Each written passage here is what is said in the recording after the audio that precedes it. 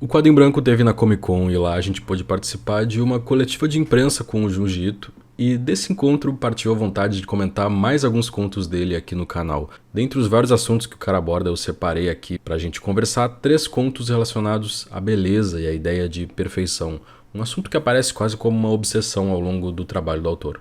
Começando por um que eu já até recomendei em Hills, O Encanamento que Geme começa com um personagem muito esquisito pedindo uma menina em namoro. Ela diz pra ele não tocar nela, com medo de se sujar, e sai correndo. Em seguida, uma página inteira que consiste na mãe da personagem lavando as mãos. Entre abrir a torneira, esfregar as mãos obsessivamente e a cara de satisfação estranha no último quadro, um gesto aparentemente inofensivo já toma um ar sombrio logo de cara na história. Essa mulher definitivamente tem um problema com limpeza. Ela insiste para que a empregada limpe o trilho da cortina, pede que ela chame um encanador para a pia do banheiro, já que a água não estaria mais escoando direito, e enfatiza também que as filhas, recém-chegadas da rua, tomem banho e botem as roupas para lavar.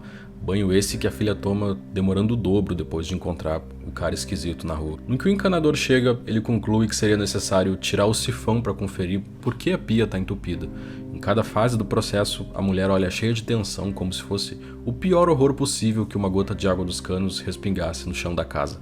No que ele limpa o sifão e escorre a água, detalhe, dentro do box, onde seria mais fácil de limpar, a mulher e as gurias surtam de vez. O mais engraçado é como elas tratam sujeira como algo estranho.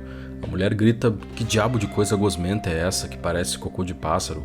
As meninas dizem que aquilo não pode ser desse mundo. Como diz o encanador, é como se não fosse água com sujeira que saiu delas mesmas. Mais tarde na história, o pai das meninas aborda uma delas na rua dizendo que tem saudade e que quer parar um minuto para conversar. No que ela responde que não quer ser vista na rua com um sujeito desleixado que nem ele. Existe um mistério por trás do motivo de os dois terem se separado, e as duas meninas se perguntam se tem a ver com a compulsão da mãe. Segundo a mulher, só tem gente imunda no mundo, e elas se perguntam se é por essa visão que ela se separou do pai. Daí pra frente que a história fica mais sinistra. A mãe, depois de ouvir um barulho na casa à noite, agride um cara julgando se tratar de um ladrão, e ao acender as luzes, as filhas percebem que o homem morto no chão é o pai, provavelmente tentando encontrar elas por saudade. Enquanto elas reparam nisso, a mãe lamenta todo aquele sangue sujando o chão. A partir daí, a compulsão piora. Por mais que ela limpe freneticamente aquela mancha do chão, ela se recusa a sair. O ralo está entupido de novo e o terror do que pode sair dali mais forte do que nunca. Todas as coisas que são jogadas lá para manter aquele ambiente artificialmente asséptico que é a casa e o corpo delas. Em O Encanamento que Geme existe algo doentio no desejo pela limpeza e por essa beleza asséptica, como se as personagens vissem na sujeira que atribuem ao externo a própria podridão espelhada, como um lembrete insuportável e impossível de ignorar. Quando esses lembretes são tantos que a casa, e de certa forma a mente, não mais consegue manter a farsa, os canos não aguentam mais, a face verdadeiramente assustadora dessas manias saltam aos olhos. Como a mãe, por exemplo, arrancando a própria pele enquanto repete que a sujeira não quer mais sair. Antes de ir pro próximo conto, eu queria lembrar pra vocês que o Quadro em Branco só continua existindo nesse ano novo graças à campanha de financiamento, e que quem é apoiador tem acesso a conteúdo adicional, vídeo antecipado para assistir antes de todo mundo, fora os grupos nos quais a gente discute assuntos como desse vídeo que vocês estão assistindo. Então dá uma olhada lá na nossa campanha que vale a pena e nos ajuda demais. Continuando, outra história de uma pegada parecida é O Monstro Cor de Carne. A gente vê as coisas da perspectiva dessa professora de ensino básico e desde o início já sente um desconforto que paira na história em relação ao corpo. A personagem, no meio da noite, é atacada por alguém que arremessa nela um líquido estranho e desaparece. Ela acaba tendo muita dificuldade de retirar aquele líquido do corpo e do cabelo, fazendo com que tenha que cortar grande parte do cabelo. No outro dia, na aula, os alunos debocham da aparência nova, dizendo que parece um homem, que parece uma criança. Mas o que mais salta aos olhos na turma é não os que estão debochando, mas uma criança lacônica, sempre silenciosa e sinistra, com a pele estranha, o Chikara. Ele se desentende o tempo todo com os outros colegas, rasga os desenhos deles na parede. A professora tenta encontrar a mãe para ver se de alguma forma pode ajudar a criança. A mãe, recém saindo do banho, convida ela para entrar na casa, agindo naturalmente diante de todos os papéis de parede rasgados e agindo como se desse muito amor para o Chikara. Tudo é muito estranho, uma aparência externa de perfeição quase perturbadora emanando daquela mulher, contrastando com o comportamento problemático do menino. Num outro dia, ele machuca o rosto de um colega, fazendo com que seja até expulso da escola. Condenado a passar ainda mais tempo naquela casa, a situação do Chikara parece ficar pior ainda. A gente descobre mais tarde o motivo de o menino ser assim.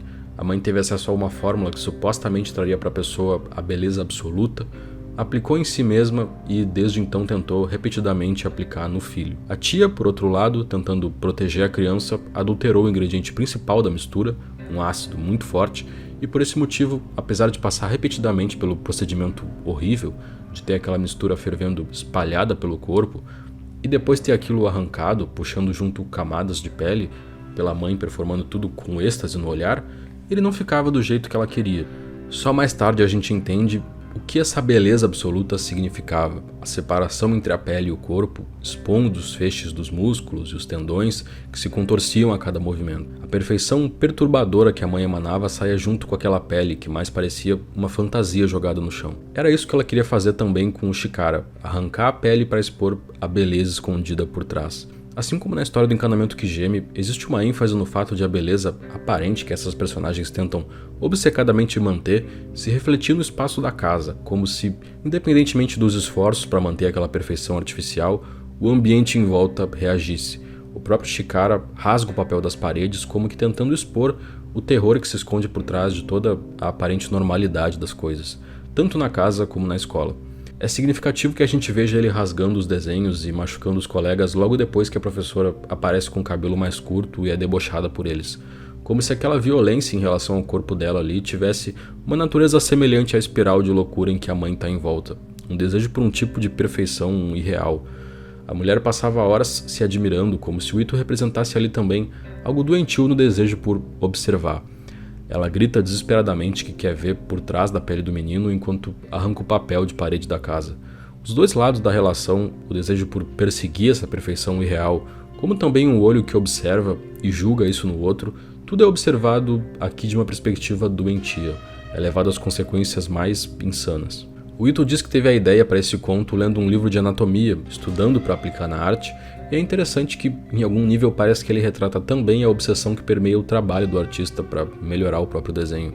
A arte do conto, quando é levada a um extremo de realismo anatômico, é tão bonita quanto é assustadora.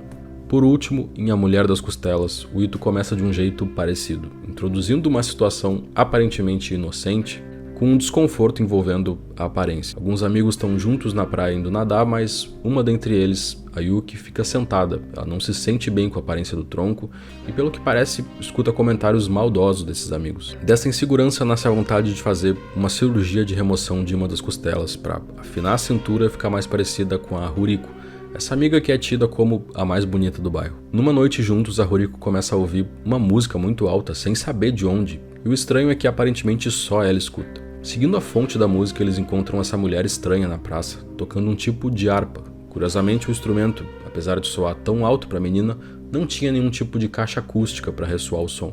Ela vai embora, deixando o instrumento lá, que parece causar ansiedade na Ruriko.